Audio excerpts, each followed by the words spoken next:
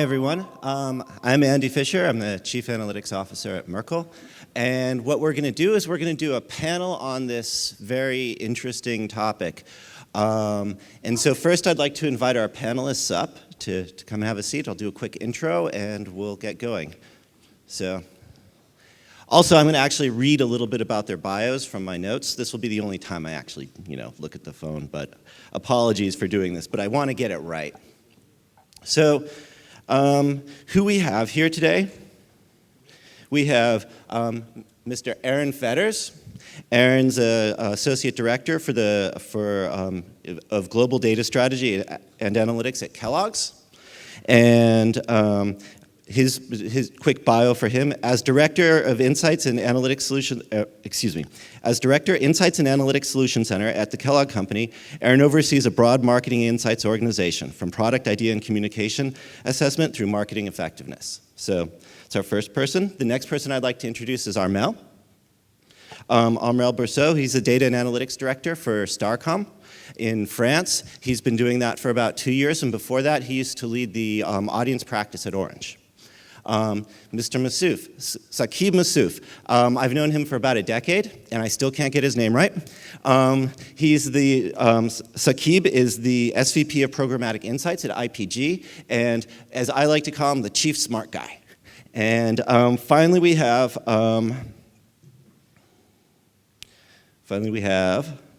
Juan Luis Uslar from P&G.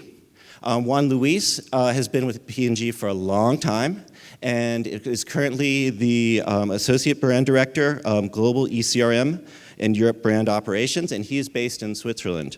And so I brought these four people up for a reason. We have 2 advertisers here, and we have 2 agencies here. From the advertisers, we have one person who has done a lot of, this is Aaron, who's done a lot of stuff in the brand world and analytics world.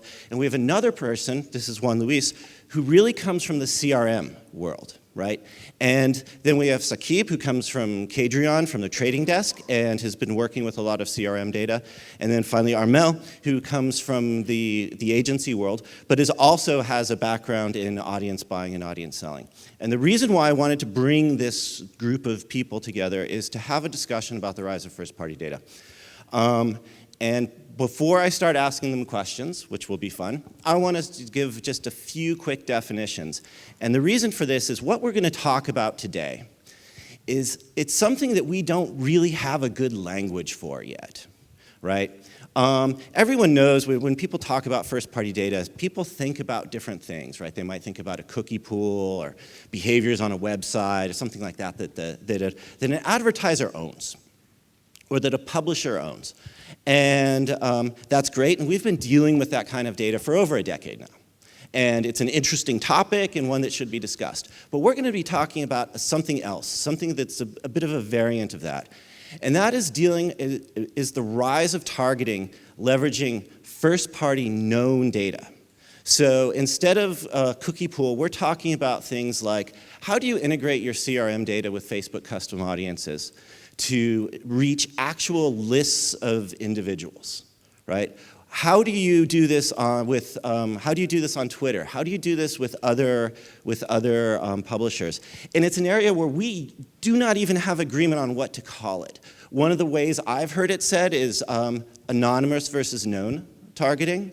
That's one way of putting it. There are other ways of putting it, but now you see why we wanted to make sure that we had someone with the word CRM in their title here, because this really is starting to live at the intersection between CRM and media.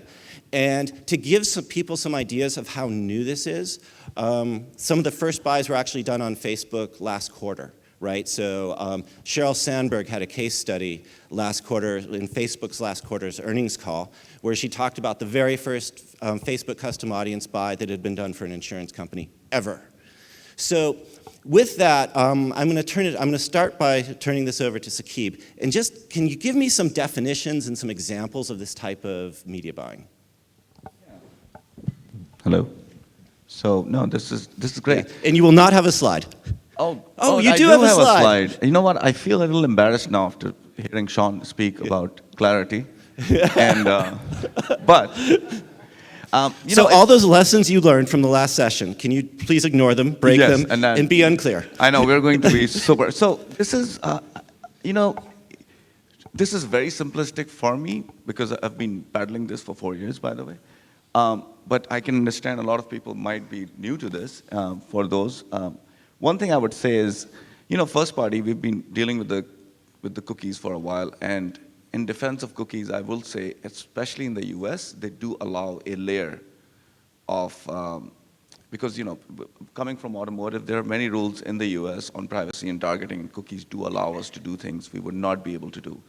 So having said that, first party, the way we look at it is any email or postal addresses you might have, database marketing, and you want to do simple things that CRM has been doing for decades, like not send an email on Monday morning. How do you do that in programmatic? That's what we started doing 4 years ago. Take those segments and realize, this is my segment of people who have already bought my product. They have bought this vehicle. Stop, suppress them, right? Simple things like that. Email was doing this for decades, and we started doing it. I don't think we're all doing it, but in some ways we're doing this. So, real quick, we get these segments. You do all the great modeling inside. Every company has a modeler. A big company would have models on who are my acquisition targets, who are the audiences I would like to suppress. You segment them. You do all the great work inside. And you use an online company. I have LiveRamp in there. This is US-based. 40% is a match rate they will guarantee. There are 3, by the way, just to be fair. Datalogix, Newstar, and LiveRamp. All 3 of them work in the US.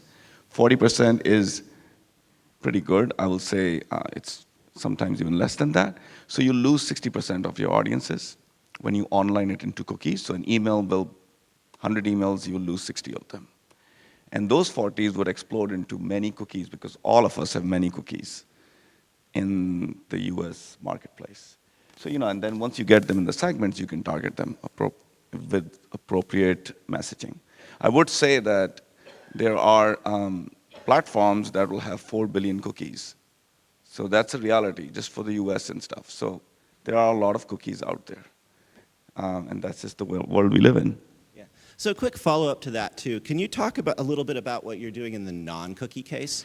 Right. So for an example of that, some of the original buys that were done, and this is still a very powerful thing, is so say with Facebook, you take your CRM lists, you hash them, you join them to Facebook's database, they become a targeting segment on the Facebook platform. Yeah, so we are, as we talked, I can't really mention some of the clients we're doing this with. Of course. But the interesting part is that the real power of that is going to be in the native side of things. This is my POV. With the sponsored listing, Twitter, Facebook, Instagram is going to be monetized soon. The flip kind of setups will start coming in. So when you take your ID and you do a direct buy on Facebook, the known people, the genders are known. I mean, in the cookie world, we don't even know the gender, to be fair. We get audience insights, consumer insights, and we can figure out that, yeah, it's very likely that this is a female, but we don't know for sure. On Facebook, we'll have gender and age, and that alone is going to mean a lot for native ads. So you can do direct buys. You can say, hey, this is about, if you're Weight Watchers is not a client, but I'll just say if you're a client like that. If you are BMW, you can figure out who you want to target, male versus female. Mm-hmm. So let me turn this question over to Juan Luis. You have a background in CRM data. CRM data is different and I would argue much harder and more challenging to deal with than a lot of the traditional third-party data that we've mentioned. Can you give us your thoughts just for an audience where some people may or may not have experience in the CRM data world? Yes, Andy. So, let me just clarify one thing. The CRM background for me is not that long. Yeah. I come up from the brand side on P&G, but I'm touching the surface and scratching the surface on the CRM, and it's fascinating, all the possibilities we have for kind of value creation for the brands. I think the beauty of the CRM data that we have been accumulating over the years is that you have loads of quality, personalized data on people. It's not just cookies, or that is a very rich source of insights that you can feed back to the brands to kind of shape the innovation, shape the communication. And we have proven that the more that you use that data back into the business, it drives sales, to the point that Sean was mentioning. The shift that we're doing in the communication internally is not about do you do CRM or not, is how do you transform CRM into a real value creation engine. And so I think that when you look at CRM and the possibilities that you have as kind of own first data party kind of source, the whole point is how you really transform it into unique competitive advantage for you, because that's something that, technically speaking, a lot of that data you only have and your competitors don't. And I think that's going to be also one of the elements that we need to look into, how to really kind of get that, dollar value from all of that data that we sit on. Sure, excellent. And Aaron, to you. So if you think about the world from a CRM versus a media perspective, which is how things tend to be a little bit siloed now in the larger industry, you have people in CRM doing things like running email campaigns, running direct mail campaigns, coupon redemption, point of sale information. Suddenly, those same lists are now usable in the digital world. So do you see some of the media buying, the media approaches becoming a CRM function? Do you see the world of CRM and digital media buying blending? Like, how are you thinking about this organizationally? That's a great question. And I think we talked about this a little the other night. I don't see CRM or as an organization taking over ownership of media, and I don't see media taking over ownership of CRM. I do see a blend coming. So in an effort to keep it simple, I love Sean's guidance here. Here's what I've been thinking about a lot lately. We're a large marketer. So how many people in the room have eaten cereal in their life? Okay. So when I talk to consumers, in essence, I want to talk to everyone, because I don't make a niche product. And P&G doesn't typically make niche products either. I need to talk to everyone. So we're talking a lot about segmentation and how to get smarter. The key with first-party data, whether it be used through, acquired through CRM or otherwise, is it allows me to know what to say to you as an individual. So I'm not trying to restrict the segments and the silos of who I talk to. I'm trying to be smarter about how and when I talk to them, right?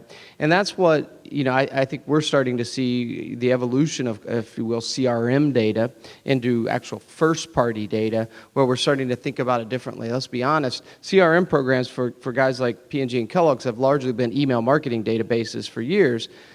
We are now taking that and saying, well, how do I drive my media from that information? How do I know these people better, right? We've said all morning, it's not about the data, it's about the people. And that's what first party implies, is that I now know more about the people who I'm trying to talk to and what to say to them, how to say it to them, the context in which to say it. And I think that's what we've got to think about, and that's what we probably struggle with every day, is how to get smarter with that. And it has a lot more implications than just media. There's the creative side of things, that is going to drastically change, I think, because we're going to be so much more intelligent about our consumer.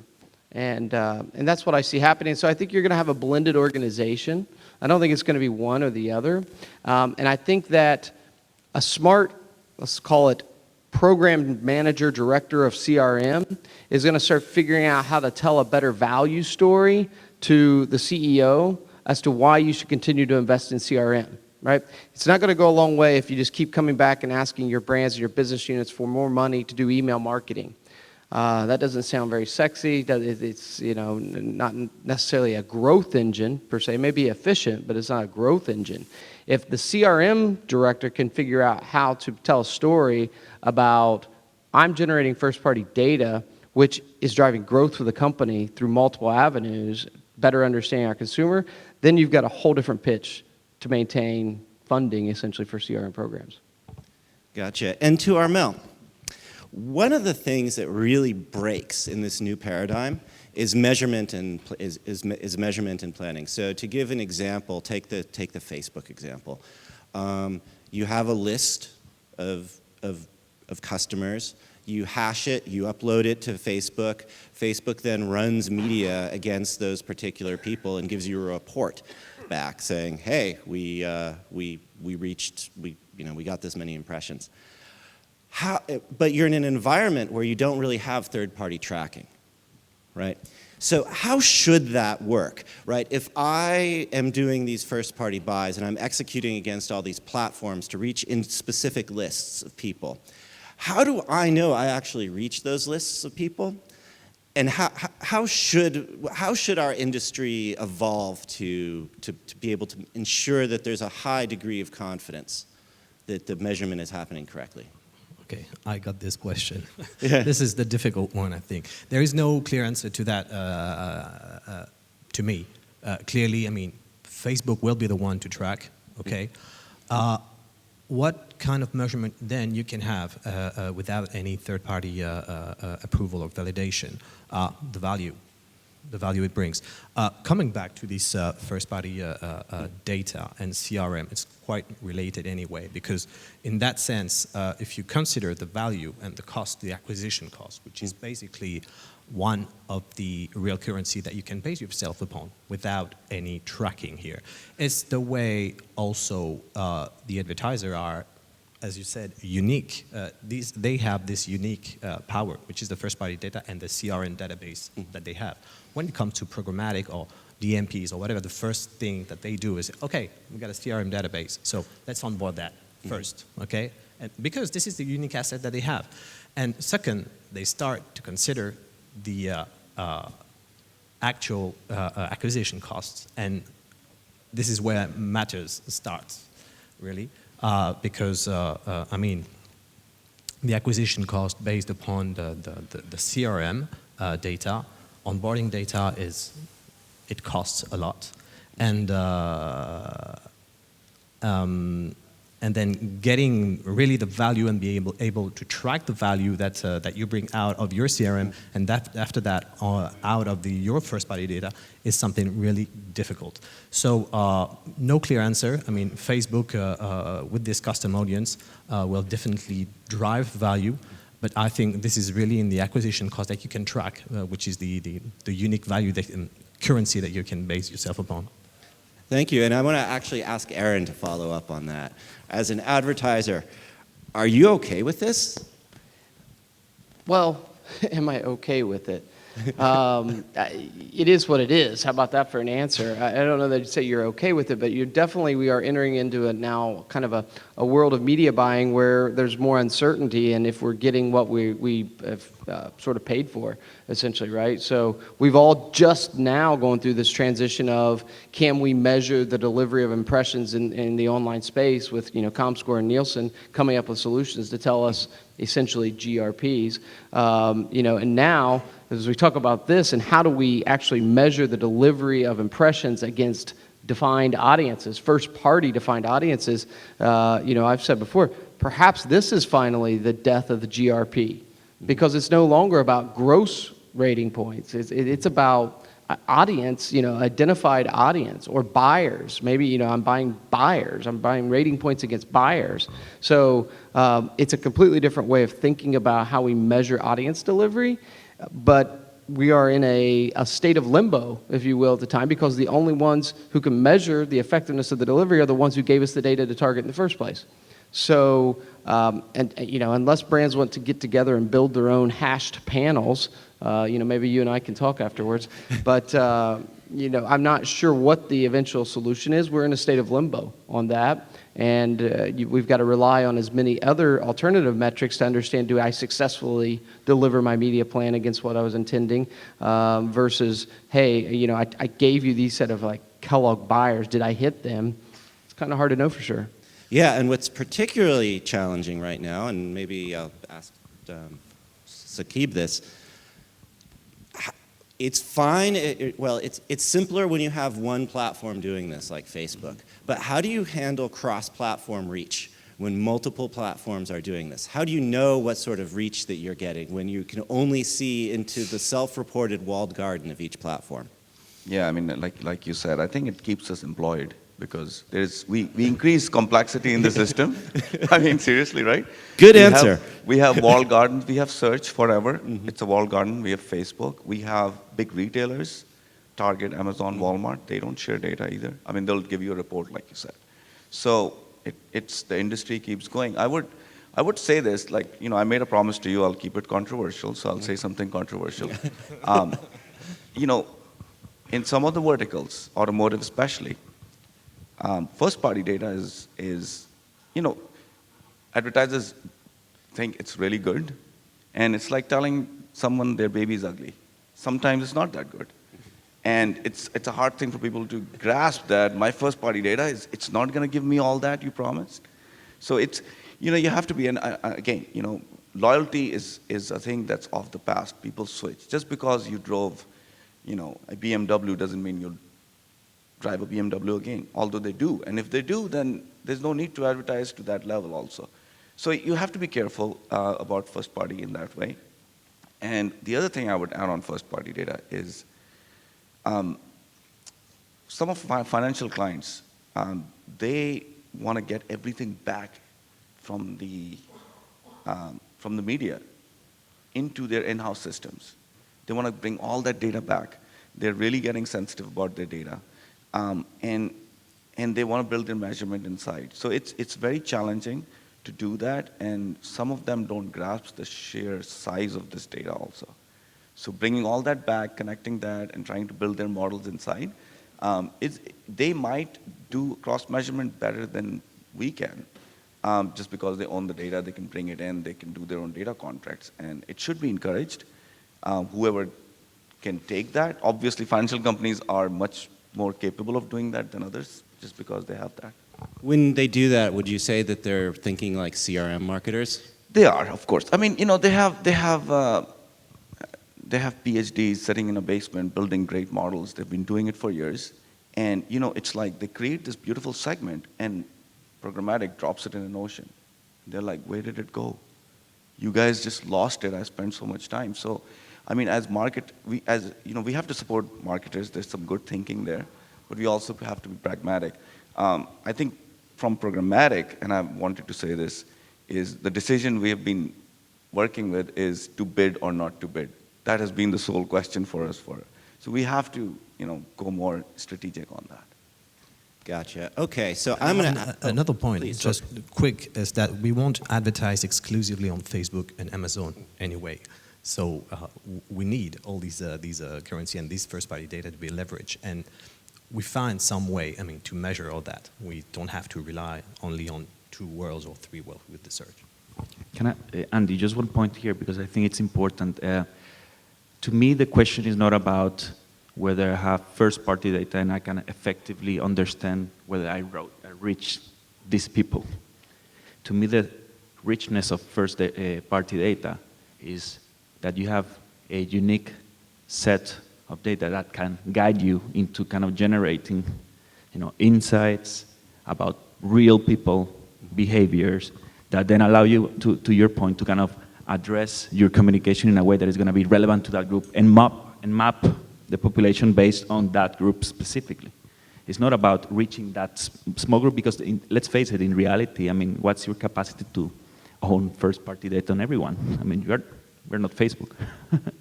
So well, I think that's yeah. That's very interesting, and it gets to another point, because I would argue that certain industries don't have a ton of first-party data, right? So examples might be pharma, some automotive, some CPG. Other industries like the insurance industry has nearly perfect first-party data on everyone, right? And so do you see, this is a question to the group, and it's the same thing happens with publishers, right? So if you look at what percentage of ad calls can be associated with first-party information from Facebook, by Facebook, it's really, really high. If you look at it with other publishers, it's actually really, it can range from high to quite low, depending on the first-party data assets that they've got. So do you see the world dividing into a first-party haves and have-nots, both from the publisher and from the advertiser side? I'll take this one, or at least a start. No, clearly. I mean, insurance guys, it's tremendous amount of data, tremendous model about the value of the customer. And when it comes to the media, then you find it's not that easy because what? You put lookalike modeling, first of all, on what? On the ability that the guys have to click or certain other measures, okay? But these guys have built tremendous model on the actual value of people, which is two worlds, totally different, you see. But I think clearly you have people that have, people that haven't. When you don't have data, when you're a CPG, when you're a non-transactional brand, it's quite difficult. And it's quite difficult, but you need to change your way to see and get the data. It is second party, clearly. Your partnerships, where you go and get the proper partner. And you start really, and this is really a change in the philosophy at some point. You start to infuse the data as a real business value, data plus media, clearly. And because, I mean, publishers are quite keen finally on being able to monetize that. Data is not anything else that a persistency in time of a context, that's all, of a media. So this is more or less exactly the same thing. So the way they can monetize this data and this media makes them really happy to partner with you. And so this is, I think this is the real way for non-transactional brands to make it happen. So to the CPG marketers, what are you doing about this?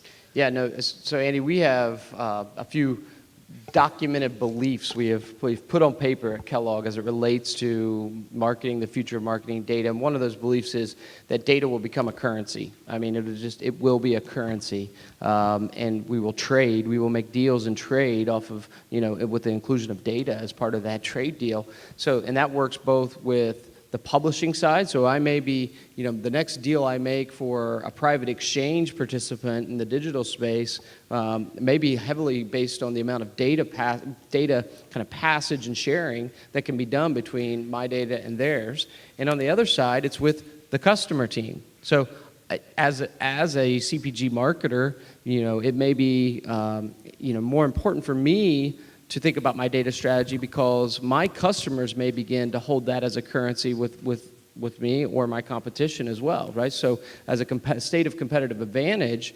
as I go out and I talk to the major retailers of the world, if I've got a story and I've got a value behind my first-party data that I can share and transact on with them, it looks like a benefit to all of us, right? So we are beginning to treat it that way already. You say have and have not. Yes, it will be a currency. And so how do you create the partnerships that maximize your opportunity to use data in that way? Is how we're thinking about it. Great. So I'm going to ask a question to the group, and this is a hard question, and so I'll take volunteers for this. Historically, if you've looked at the way that advertisers, agencies, and publishers operate, a lot of times the agency really is in communication with the advertiser and the agency is in communication with the publisher. The publishers are less in communication with the advertisers. But it does happen, of course, but less so. In this world, where you're using first-party data, effectively the advertiser and the publisher need to be synchronized because effectively they're joining their data sources. So how do you see the role of the agency changing over the next couple of years as first-party data approaches increase? Can I just give a pitch for the final panel today? Please come back, the future of media trading and how to order Pincho. So great setup for the final panel today, but I'll let others comment. Okay, we'll give it to someone who will actually answer the question. So I would say that so I work in automotive. It's my favorite industry. Love automotive. Automotive is doing that as an agency. What will happen in the US, again, not from a global, but this can be applied everywhere, is automotives are going to share their data, first-party data, with endemic sites where you do a deal on their audiences going to a KBB or admins and coming back. So agencies play a very big part into making that happen, with the likes of throwing acronyms like PMP deals and DMPs and all that. So the advertiser is involved, the publisher is involved, everyone's involved, but it is a very techy conversation, and we need tech leaders to be part of that. It is happening, and I think it needs to happen more, especially on the CPG side of things. I firmly believe, like was said before, they're a little behind. The data, the retailers have been holding the data, automotive have data, telco have data, finance and insurance, they have tons of data. And to actually connect the brand to the shopper experience and the shoppers, you need that. So co-branding and all that. Because I think I would say that even more so in this space, the agencies have a very big role to play. I mean, to the point that was mentioned in the previous presentation about the storefront, I think they need to play as a translator. If you expect advertisers or marketers to become experts in that area, I think you're focusing the talent on the wrong area. So what you need to adapt is to really understand the needs of both publisher and advertiser, where is the common goal, and then kind of translate in a simple language, not on the detail, but in a simple language on what's the win-win there. But definitely, I mean, I see, if anything, a bigger role than a lesser role for the agencies to play in that space. I'll make it quick. Based upon the definition that I had of data, persistence in time, of cookies, of a context, data, media, same. And so the agency is just in the center of that. Why? Because they know the publishers, they know the data that they have, and they also know the value. And so when you buy media, you just buy data once again. So it's the best partner. And this is mostly what we do with all our CPG or any others that are, I mean, having a DMP, but it's not the idea of, can we put that in the DMP? Can we put that in the DMP? It's just to know where is the real value. So I will give my perspective, since I only moderate the final panel, I'll provide my perspective now. I think it's an and, Andy. I think the answer is an and. It's, if you're asking, does this change the role of the agency versus the role of the marketer, I think it's an and. I think that the agency will, exactly to your point, continue to play the vital role of, helping the brands to build the strategy, to understand the world and how it's evolving, and to make the connections on the buying side that they've done. But when you think about some of the comments that have been made earlier today, which I agree with completely, and which is that this whole world of data, that wave that Sean talked about, it has implications well beyond just how we buy, sell, and measure media, right? It has implications. It's about the consumer. It is the new world of market research, right? Surveys, somebody had the sundial versus the Apple Watch, right? That's really accurate. The survey based world of research goes away to an extent. And if you think about then from a marketer point of view, P&G is outstanding in this, right? Like consumer is boss, and there is a role for market research to represent the consumer. That is their role within a marketing organization, is to say, we know the consumer inside and out. Okay, now, do I want to outsource that to my agency, or do I want to own that kind of intelligence and insight about my consumer internally? Right, so that's why I say it's an and, because I believe that the marketer will take on more responsibility and understanding of how to apply data, turn it into insight, and drive ideas. But the agency will continue to play a very vital role, right, of how to bridge that then into the technology and the media world for the brands. So would you say you see the agency role almost as an integrator? Well, that's part of an agency role, as an integrator. Can I just a quick point on that? We are seeing, I mean, tremendous shift in the organizations on the advertiser side. I mean, some of them choose to internalize their trading activities. It's a kind of, either you stay calm and you see how it happens. Either you start to see, okay, I can integrate all these activities. I can own all these activities. I'm not sure there is just one model about that. Okay, well, we only have a minute left, and so I'd like to open the floor up to a couple questions. So if anyone would like to ask anything about this emerging and incredibly complicated topic, this would be a great time to do it. Anyone? Okay. Well, given then that we don't have anyone to close, I'd like to ask each of you four to make a bold prediction about the future of the first-party known targeting space. And then we'll record them, and what will happen in the next 5 years, we'll record them, and then we'll make fun of you in ICOM 5 years from now. So, with that... I don't know. What we see, data, first-party data, the ability to once again include that into your organization. There's a shift in organization on the advertiser side. In terms of ad tech, this is consolidating. We see all the DMP that have been bought. Some of them are currently facing difficulties as well. So I think we are consolidating a technical stack. These are the two major, and the third major one, as you said, starting with is Facebook. Gotcha. I'll say second-party co-branded data should be around the corner soon. Bold prediction. No, I was going to say the same thing. Second-party data is going to be you cannot. I don't think you can only talk about first-party data without talking about second-party data. So one will follow the other because there are some bridges that you need to kind of solve first internally. But that's where the real partnership, and then what's the real enrichment of the data will kind of bring to life to kind of really kind of address your consumers in a very effective way. Gotcha. And you, Aaron, please use the word GRP in there somewhere. No more GRP. So I'll just a slight spin on what you two said, I think, which is the words that come to mind, Andy, are strange bedfellows. I think one of the things you will see in the next few years are some partnerships of organizations that you may have never thought of partnering together in an effort to, again, maximize the value of their individual first-party data sets in new ways. Okay. Thank you all. Very appreciated. Thank you.